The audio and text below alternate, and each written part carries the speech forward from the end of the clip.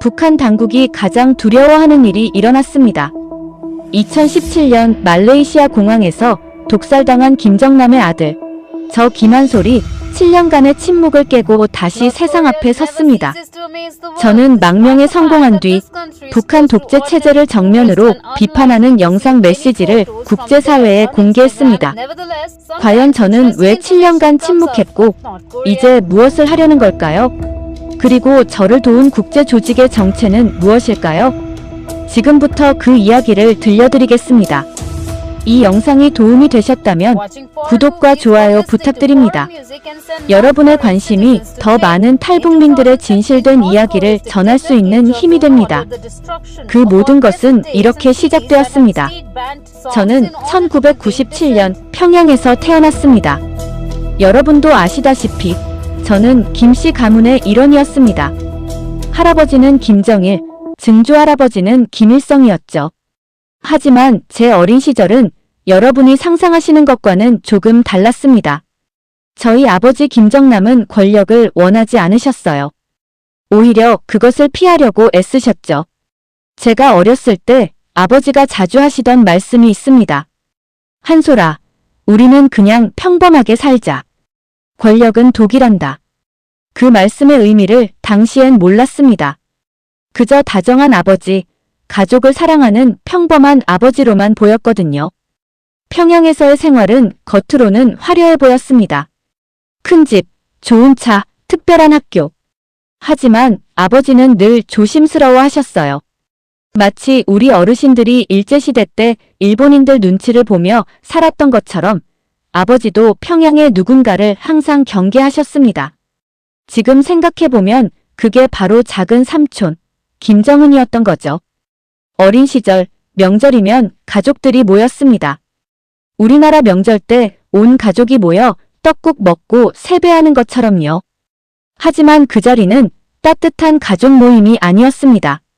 서로를 견제하고 누가 더 충성스러운지 보여주려는 자리였어요.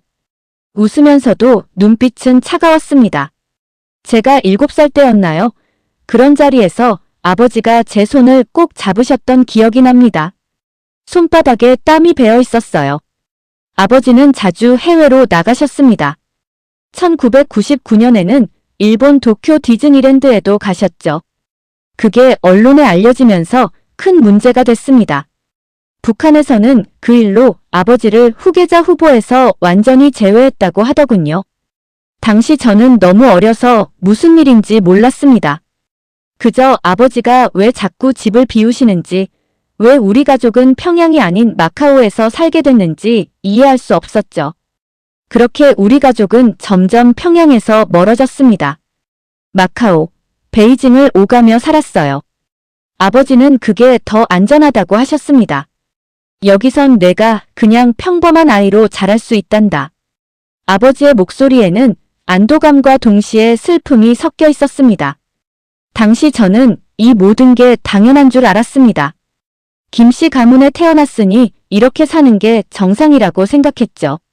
하지만 가슴 한편에는 작은 의문이 자라나고 있었습니다.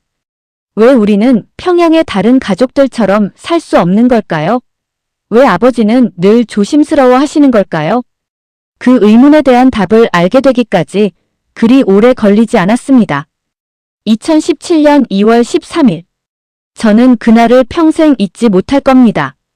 당시 저는 20살이었고 프랑스에서 공부하고 있었습니다. 아버지는 마카오에 계셨고요. 평범한 월요일 아침이었습니다. 친구들과 함께 수업을 듣고 점심을 먹고 그렇게 하루를 보내고 있었죠. 그런데 저녁 무렵 인터넷 뉴스에서 충격적인 기사를 봤습니다. 김정은의 형, 말레이시아 공항에서 피습. 처음엔 믿을 수 없었어요. 아버지가 늘 조심하셨는데 설마 하는 마음이었죠. 하지만 시간이 지날수록 더 구체적인 뉴스들이 쏟아져 나왔습니다. VX 신경작용제, 2명의 여성, 공항 CCTV, 그리고 아버지의 얼굴. 손이 떨렸습니다. 전화기를 들었지만 누구에게 연락해야 할지 몰랐어요. 어머니께 전화했지만 받지 않으셨습니다. 동생에게도 연락이 안 됐고요. 그 순간 깨달았습니다. 우리 가족이 위험에 처했다는 것을요. 여러분, 아버지를 잃는다는 게 어떤 건지 아시나요? 그것도 이렇게 잔인한 방식으로요. 우리나라 어르신들 중에도 6.25 전쟁 때 가족을 잃으신 분들 많으시잖아요. 그때 그 슬픔이 이런 거였을까요? 아니, 저는 전쟁터에서 잃은 것도 아니에요. 공항에서, 그것도 독극물로 형제의 손에 암살당한 겁니다. 뉴스를 보면 볼수록 분노가 치밀었습니다. 아버지는 권력을 원한 적이 없으셨어요. 오히려 피하려고 애쓰셨죠. 그저 가족과 평범하게 살고 싶어 하셨던 분입니다. 그런데 그게 죄가 된 겁니까? 김씨 가문에 태어난 게 죄입니까? 그날 밤 저는 처음으로 북한 체제의 본질을 똑똑히 봤습니다. 이건 나라가 아니었어요. 한 사람의, 한 가문의 권력을 지키기 위해 친형제도 죽이는 조직폭력배 집단이었습니다. 우리 어르신들이 군사독재 시절을 겪으셨다지만 형제를 독살하는 독재자가 어디 있습니까? 아버지가 생전에 자주 하시던 말씀이 떠올랐습니다. 한솔아, 넌 자유롭게 살아라. 이 굴레에서 벗어나거라. 그때는 무슨 뜻인지 몰랐는데 그날 밤 비로소 이해했습니다. 아버지는 이미 아셨던 거예요. 언젠가 이런 날이 올 거라는 걸요. 그날 이후로 제 삶은 완전히 바뀌었습니다. 더 이상 학교에 갈 수 없었고 친구들을 만날 수도 없었어요. 어둠 속에 숨어 지내야 했죠. 왜냐하면 다음 차례는 저와 제 가족일 수 있었으니까요. 하지만 그 공포 속에서도 한 가지는 분명해졌습니다. 저는 더 이상 침묵하지 않을 거라는 것. 아버지의 죽음을 헛되게 하지 않을 거라는 것. 그리고 언젠가는 반드시 북한 독재 체제의 진실을 세상에 알리겠다는 것. 그게 제가 할 수 있는 유일한 복수였습니다. 아버지가 돌아가시고 며칠 뒤 어머니께서 제게 봉투 하나를 건네셨습니다. 내 아버지가 만약을 대비해 남긴 거란다. 손이 떨렸어요. 봉투를 열자 아버지의 필체로 쓰인 편지가 나왔습니다. 날짜는 2016년 12월. 아버지가 돌아가시기 2달 전이었습니다. 편지에는 이렇게 적혀 있었습니다.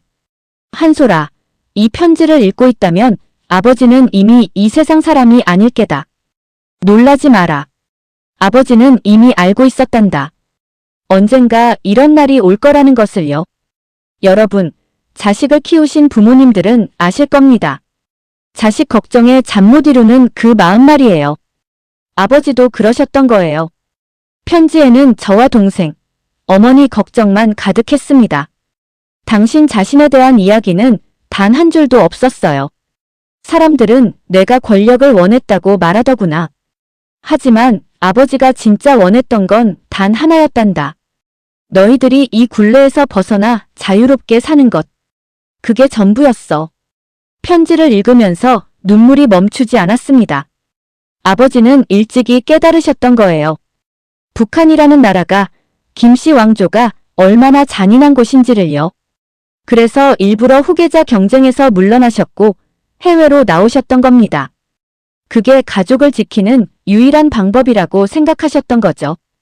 편지에는 이런 내용도 있었습니다. 1999년 도쿄 디즈니랜드 사건을 기억하니? 사람들은 내가 철없어서 그랬다고 했지. 하지만 그건 아버지가 의도한 거란다. 그래야 권력에서 완전히 배제될 수 있었거든. 우스운 사람, 철없는 사람으로 보이는 게 차라리 안전했어. 그 순간 모든 게 이해됐습니다. 아버지의 해외 생활, 때로는 경솔해 보이기까지 했던 행동들, 권력의 무관심한 태도. 그 모든 게 가족을 지키기 위한 계산된 선택이었던 거예요. 우리 어르신들이 일제시대 때 바보인 척, 모르는 척하며 살아남으셨던 것처럼요. 하지만 결국 아버지의 노력도 소용없었습니다. 김정은에게는 권력을 나눌 생각이 조금도 없었거든요. 아버지가 아무리 물러나 있어도 아버지가 살아있다는 것 자체가 위협이었던 겁니다. 편지의 마지막 부분에는 이렇게 쓰여 있었습니다. 한솔아, 아버지가 너에게 부탁이 있다. 복수하지 마라.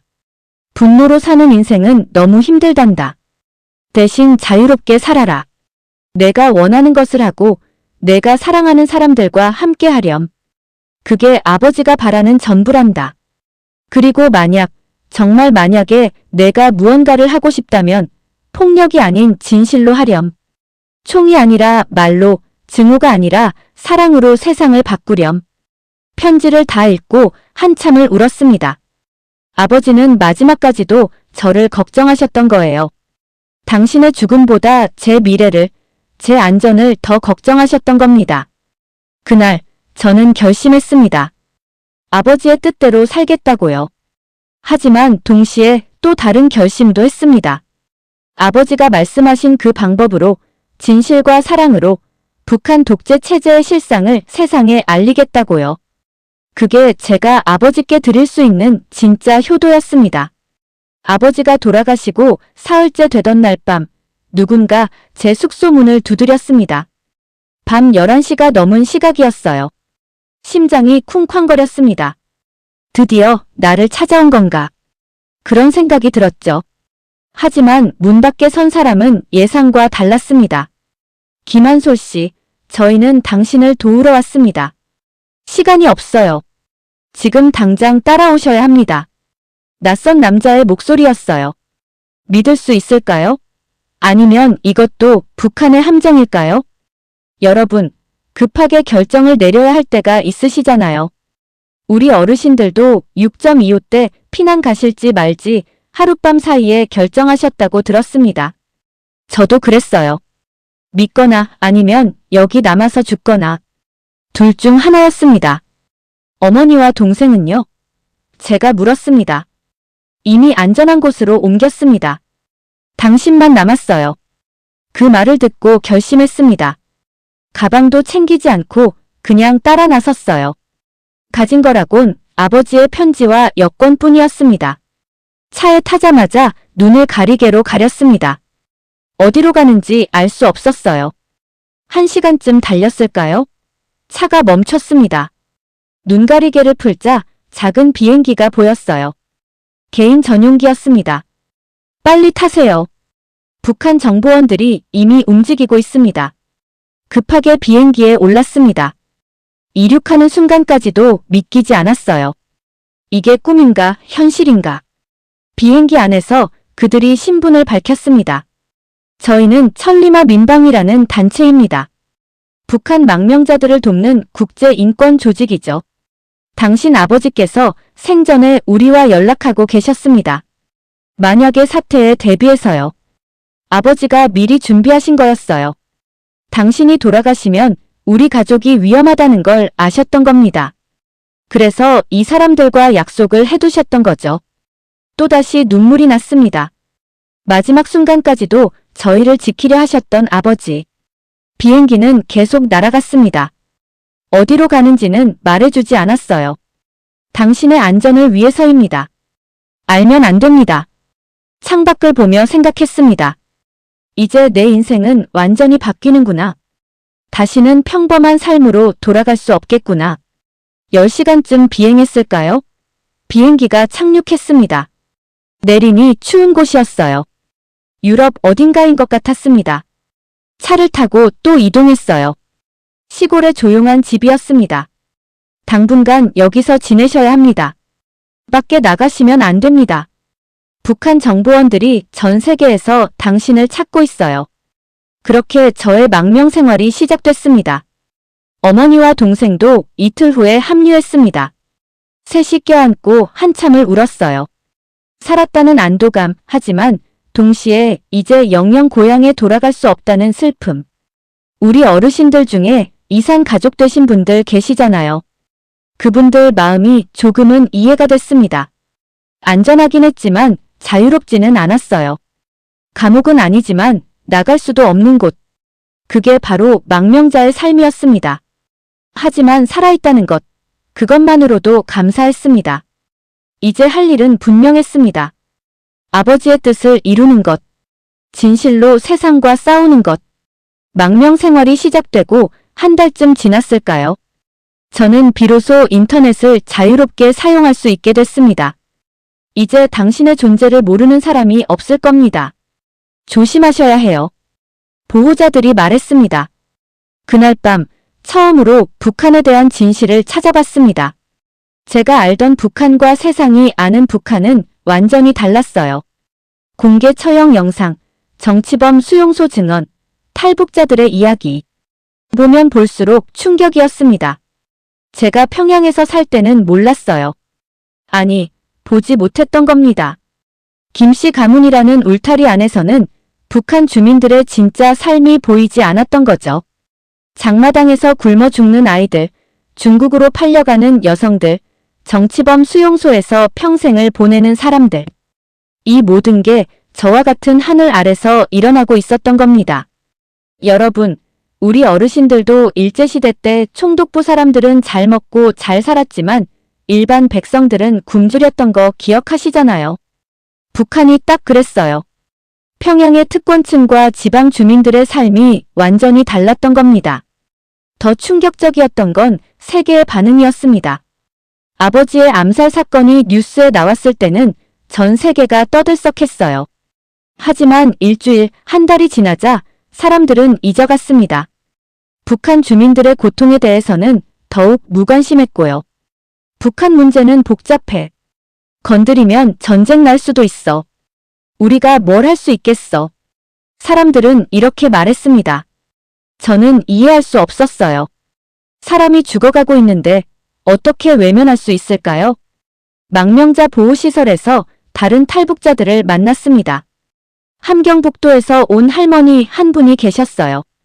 손주뻘 되는 아이가 제 눈앞에서 굶어 죽었어요. 10살도 안 된 아이가요. 할머니의 눈에는 눈물이 가득했습니다. 그분 이야기를 들으며 부끄러웠습니다. 저는 김씨 가문에 태어났다는 이유로 잘 먹고 잘 살았는데 그 할머니와 손주는 굶어야 했다니. 같은 조선 사람인데 같은 땅에서 태어났는데 말이에요. 어느 날 어머니께 물었습니다. 어머니, 우리가 평양에서 잘 살 때 다른 사람들은 굶주렸던 거 알고 계셨어요? 어머니는 한참을 침묵하시더니 말씀하셨습니다. 알았단다. 하지만 우리도 어쩔 수 없었어. 그게 그곳에서 사는 방법이었으니까. 저는 그날 깨달았습니다. 북한 체제는 모두를 공범으로 만드는 시스템이라는 것을요. 특권층도 일반 주민도 모두가 피해자이면서 동시에 가해자가 되는 구조였습니다. 보호 속에 살면서도 자유롭지 못했습니다. 밖에 나갈 수 없었고 친구를 만날 수도 없었어요. 북한 정보원들이 제 목숨을 노리고 있다는 걸 알았으니까요. 우리 어르신들이 냉전 시대에 북한 간첩 무서워하셨던 것처럼 저도 매일 밤 두려웠습니다. 하지만 이 두려움 속에서도 한 가지는 분명해졌습니다. 세상은 북한 문제에 무관심하다는 것. 그렇다면 제가 나서야 한다는 것.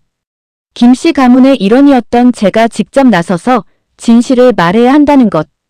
그게 제가 할 수 있는 일이었고 해야만 하는 일이었습니다. 2017년부터 2024년까지 저는 7년을 침묵했습니다. 세상 사람들은 궁금해했을 거예요. 김한솔은 왜 아무 말도 하지 않는가? 왜 아버지의 복수를 하지 않는가? 사실 저도 매일 밤 고민했습니다. 나서야 할까? 아니면 계속 숨어 살아야 할까? 하루는 결심했다가도 다음 날이면 다시 주저앉곤 했어요. 여러분도 아시잖아요. 큰 결정을 내리는 게 얼마나 어려운지 말이에요. 가장 큰 이유는 가족이었습니다. 제가 나서면 어머니와 동생이 위험해질 수 있었어요. 북한은 3대를 멸한다는 말이 있지 않습니까? 저 하나 때문에 가족 전체가 표적이 될 수 있었습니다. 어머니는 자주 말씀하셨어요. 한솔아, 내 아버지는 조용히 사는 것만으로도 충분하다고 하셨어. 살아있는 것 자체가 복수란다. 그 말씀을 들을 때마다 가슴이 답답했습니다. 하지만 어머니가 맞았어요. 우선은 살아남는 게 중요했으니까요. 그리고 또 하나, 제가 과연 자격이 있는가 하는 의문도 있었습니다. 저는 김씨 가문의 일원이었어요. 특권을 누렸던 사람입니다. 굶주린 적도 없고 정치범 수용소에 갇힌 적도 없어요. 그런 제가 북한을 비판할 자격이 있을까요? 망명 생활 중에 만난 한 탈북자 할아버지가 계셨습니다. 평안남도에서 오셨다고 했어요. 젊은이, 자네는 김씨 가문이라고 자책하지 말게. 자네 아버지는 좋은 분이었어. 평양에서 소문이 자자했지. 주민들을 챙기신다고 말이야. 그 할아버지 말씀이 위로가 됐습니다. 하지만 여전히 두려웠습니다. 제가 나서서 말하면 사람들이 믿어줄까요? 아니면 너도 김씨 가문 아니냐? 무슨 자격으로라고 할까요? 우리 어르신들이 민주화 운동하실 때도 그랬다고 들었어요. 나서기가 두렵지만 누군가는 해야 하는 일 말이에요. 7년 동안 준비했습니다. 북한에 대해 공부했고 탈북자들의 이야기를 들었어요. 인권단체 사람들과 만나 북한 인권 문제에 대해 배웠습니다. 그저 분노로 말하는 게 아니라 제대로 준비해서 말하고 싶었거든요. 동생이 성인이 되기를 기다렸습니다. 어머니의 건강이 좀 나아지기를 기다렸고요. 가족이 안전해질 때까지 기다렸어요. 그게 7년이 걸렸습니다. 그 사이 세상은 변했습니다. 코로나 팬데믹이 왔고 북한은 더욱 고립됐어요. 주민들의 삶은 더 나빠졌고요. 그 소식을 들을 때마다 마음이 아팠습니다. 내가 더 일찍 나섰어야 했나 하는 후회도 들었어요. 하지만 어느 날 깨달았습니다. 복수는 타이밍이 아니라 준비의 문제라는 것을요. 제대로 된 말 한마디가 100번의 감정적인 폭발보다 낫다는 것을요. 아버지가 편지에 쓰신 대로 총이 아니라 진실로, 증오가 아니라 사랑으로 싸워야 한다는 것을요. 2023년 말 드디어 결심했습니다. 이제 때가 됐다. 가족도 안전하고 나도 준비됐다. 이제 세상에 나설 때가 됐다. 어머니께 말씀드렸어요. 어머니, 제가 나서려고 합니다. 어머니는 한참을 저를 보시더니 고개를 끄덕이셨습니다. 내 아버지가 자랑스러워 하실 거야. 7년의 침묵이 끝나는 순간이었습니다. 2024년 3월, 저는 영상 하나를 찍었습니다. 7년 만에 세상에 보내는 첫 메시지였어요. 카메라 앞에 앉자 손이 떨렸습니다. 내가 이걸 정말 해도 될까? 돌이킬 수 없는 길인데. 하지만 아버지의 편지를 다시 읽었습니다. 진실로 세상과 싸워라. 그 말씀이 용기를 줬어요. 카메라를 켜고 말을 시작했습니다. 안녕하십니까? 저는 김한솔입니다. 7년 전 아버지 김정남이 말레이시아 공항에서 암살당한 그날부터 저는 침묵 속에서 살아왔습니다. 하지만 이제 더 이상 침묵할 수 없습니다. 목소리가 떨렸지만 계속했습니다. 북한은 나라가 아닙니다. 한 사람의 권력을 위해 2,500만 주민을 인질로 잡고 있는 범죄 조직입니다. 제 아버지를 죽인 것도 수많은 북한 주민들을 굶주리게 하는 것도 모두 그 체제 때문입니다. 여러분, 우리 어르신들이 군사독재에 맞서 민주화 운동하실 때도 이런 심정이셨을까요? 두렵지만 누군가는 해야 하는 일. 저도 그랬습니다. 저는 김씨 가문에 태어났습니다. 그 사실을 부끄럽게 생각합니다. 하지만 바로 그 이유로 저는 말할 자격이 있습니다. 저는 그 체제 안에서 자랐고 그 본질을 알고 있으니까요. 영상 촬영이 끝나고 업로드하기 전 마지막으로 어머니께 여쭤봤습니다. 어머니, 정말 올려도 될까요? 어머니는 제 손을 잡으셨어요. 내 아버지가 못다 한 일이란다. 내가 마저 해야지. 유튜브에 영상을 올렸습니다. 그리고 기다렸어요. 1시간, 2시간. 조회수가 오르기 시작했습니다. 100, 1000만. 댓글이 달리기 시작했어요. 용감한 청년이다. 아버지가 자랑스러워 하실 것이다. 북한 주민들에게 희망이 되길. 따뜻한 응원들이었습니다. 눈물이 났어요. 세상이 듣고 있었던 겁니다. 하지만 비난도 많았습니다. 너도 김씨 가문 아니냐? 특권 누린 주제에. 이제 와서 뭘 하겠다는 거냐? 그런 말들을 읽으며 마음이 아팠습니다. 하지만 이해했어요. 신뢰는 하루아침에 얻어지는 게 아니니까요. 며칠 후 국제 언론에서 연락이 왔습니다. BBC, CNN, 뉴욕타임스. 인터뷰 요청이 쏟아졌어요. 저는 하나하나 응했습니다. 세상이 북한 문제를 잊지 않게 하고 싶습니다. 북한 주민들이 혼자가 아니라는 걸 알려주고 싶어요. 인권단체들도 연락해왔습니다. 함께 일하자. 당신의 목소리가 필요하다. 저는 여러 단체들과 협력하기 시작했어요. 북한 인권 문제를 알리고 탈북자들을 돕고 국제사회의 관심을 촉구하는 일들이었습니다. 어느 날 한 탈북민 할머니가 제게 편지를 보내셨어요. 젊은이 고맙네. 세상이 우리를 잊지 않고 있다는 걸 알게 됐어.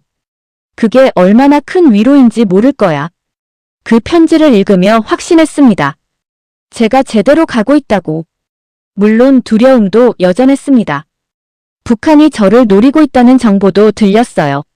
하지만 이미 선택했습니다. 침묵하며 안전하게 사는 살보다 진실을 말하며 위험하게 사는 삶을요. 아버지가 말씀하셨죠.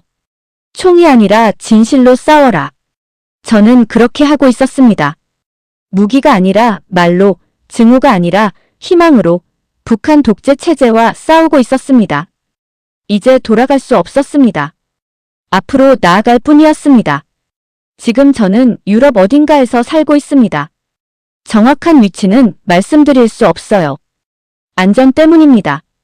하지만 이곳에서 저는 처음으로 진짜 자유를 느꼈습니다. 아침에 일어나 커피를 마시며 뉴스를 봅니다. 북한 소식도 자유롭게 찾아볼 수 있어요.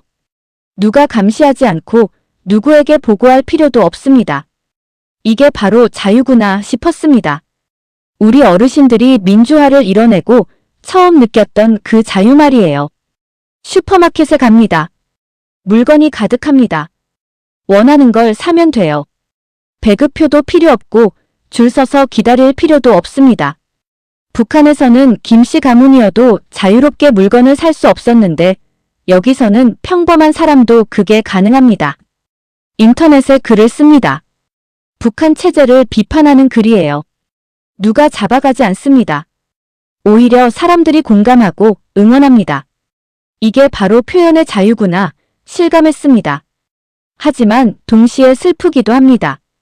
저는 이렇게 자유로운데 북한에 있는 2,500만 주민들은 여전히 갇혀 있으니까요.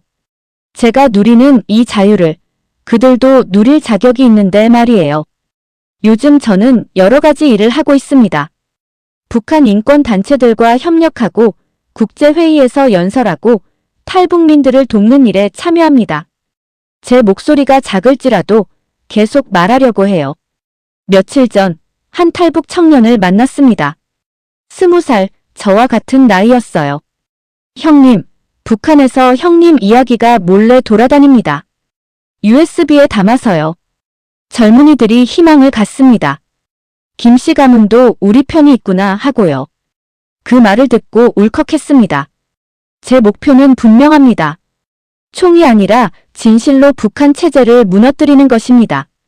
무력이 아니라 정보로, 폭탄이 아니라 말로 북한 주민들의 마음을 바꾸는 겁니다. 그들이 진실을 알게 되면 체제는 스스로 무너질 거예요. 여러분, 우리 어르신들도 경험하셨잖아요. 독재는 결국 무너진다는 것을요. 우리나라도 군사 독재가 있었지만 국민들이 깨어나니 민주화가 이뤄졌습니다. 북한도 그렇게 될 겁니다. 시간이 걸리겠지만 반드시 그날이 올 거예요. 북한 주민 여러분께 말씀드리고 싶습니다. 저는 여러분 편입니다. 김씨 가문에 태어났지만 그 체제를 거부합니다. 여러분이 자유로워질 때까지 저는 계속 말할 겁니다. 세상이 여러분을 잊지 않게 할 겁니다. 그리고 우리 어르신들께도 부탁드립니다. 북한 문제에 관심 가져주세요. 그곳 주민들도 우리와 같은 민족입니다. 6.25 때 헤어진 가족들이 아직도 살아계실지 모릅니다. 통일은 먼 미래의 일이 아니라 우리 세대가 준비해야 할 과제입니다. 아버지, 이제 아들이 약속을 지키고 있습니다. 복수가 아니라 진실로, 증오가 아니라 사랑으로, 폭력이 아니라 희망으로 싸우고 있어요. 아버지가 원하신 대로 자유롭게 살면서도 옳은 일을 하려고 노력하고 있습니다. 언젠가 북한 땅이 자유로워지는 날 저는 평양에 가고 싶습니다. 아버지 묘소에 가서 말씀드리고 싶어요. 아버지, 우리가 해냈습니다. 이제 그곳 사람들도 자유롭습니다. 그날까지 저는 멈추지 않을 겁니다. 기만 소리 아니라 자유를 위해 싸우는 한 사람으로서, 진실을 말하는 한 청년으로서 계속 나아가겠습니다. 여러분, 저와 함께 해주십시오. 감사합니다.